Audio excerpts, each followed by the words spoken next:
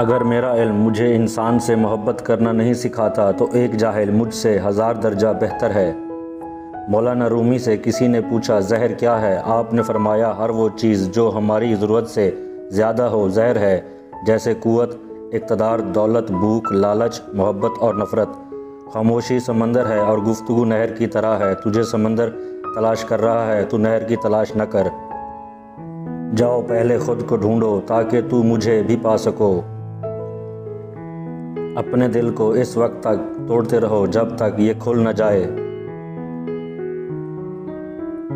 عقل کو خواہش پر فضیلت حاصل ہے، کیونکہ عقل زمانے کو تمہارے ہاتھوں میں دے دیتی ہے، جبکہ خواہش تمہیں زمانے کا غلام بنا دیتی ہے۔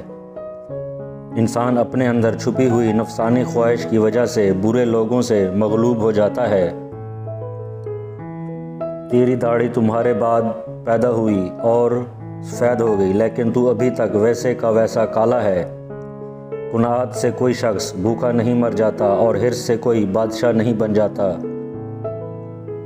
جب انسان کی آنکھوں سے آنسو بہتے ہیں تو اس پر اللہ کی رحمت برستی ہے۔